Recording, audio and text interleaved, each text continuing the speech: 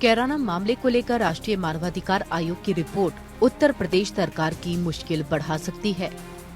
आयोग की रिपोर्ट के मुताबिक कैराना में कई परिवारों ने कानून व्यवस्था खराब होने और दबंगों से परेशान होकर अपने घर औने पौने दामों में बेचकर कहीं और पलायन कर लिया। रिपोर्ट की माने तो जो परिवार कहीं नहीं जा पाए वो अपने घरों में डरकर दुबके रहने को मजबूर हैं। आयोग ने 250 परिवारों का आंकड़ा देकर बताया कि इन्हें एक समुदाय विशेष के लोगों ने डराया धमकाया। साथ ही महिलाओं के साथ ऐसे सलूक किए गए कि उनके पास पलायन के सिवा कोई रास्ता नहीं बचा। राष्ट्रीय मानवाधिकार आयोग ने अब इस मामले पर सख्ती दिखाते हुए यूपी के मुख्य सचिव और पुलिस के मुखिया से इस मामले में की गई कार्रवाई की रिपोर्ट 2 हफ्ते में तलब की है, जिस पर सरकार के पूर्व मंत्री अंबिका चौधरी ने जवाब दिया।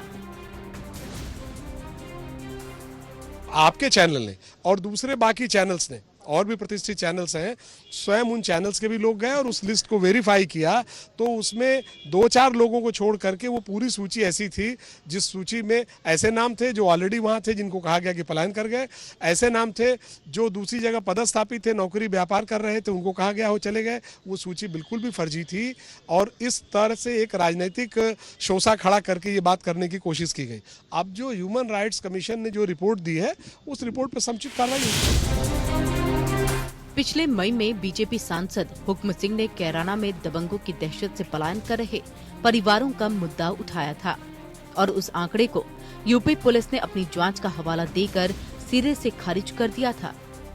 लेकिन एनएचआरसी की रिपोर्ट ने जहां एक तरफ यूपी पुलिस की जांच पर सवाल खड़े कर दिए हैं, तो वहीं सियासी गलियारों में सरकार के खिलाफ एक और मुद्दा दे दिया है। बीजेपी चुनाव से पहले इसे हथियार के तौर पर इस्तेमाल करने की तैयारी कर रही है, तो वहीं कांग्रेस ने इसे यूपी सरकार की नाकामी करार दिया।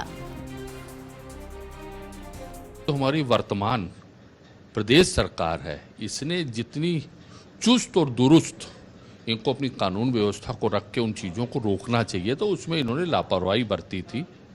उसमें ये लोग गंभीर नहीं रहे थे, तभी वो घटना इतनी बढ़ी थी। राज्य की सरकार ने भारतीय जनता पार्टी को आरोपित करने का काम किया, मीडिया को कटघरे में करने का काम किया, पर जो कैराना का सच है उस सच को देखने का प्रयास नहीं किया। अब एनएचआरसी ने इस बात उठाई है तो स्वाभाविक रूप से मुझे लगता है कि कुछ तो शर्म करे सरकार। गौर करने वाली बात है कि बीजेपी कांग्रेस के साथ समाजवादी पार्टी की तरफ से संतों के जांच दल ने भी पलायन मामले में अपनी रिपोर्ट सौंपी थी, लेकिन माना जा रहा है कि एनएचआरसी की रिपोर्ट के बाद कैराना का जिन एक बार फिर बाहर आकर यूपी का सियासी तापमान जरूर बढ़ाएगा। अनामिका सिंह, एपीएन, लखनऊ।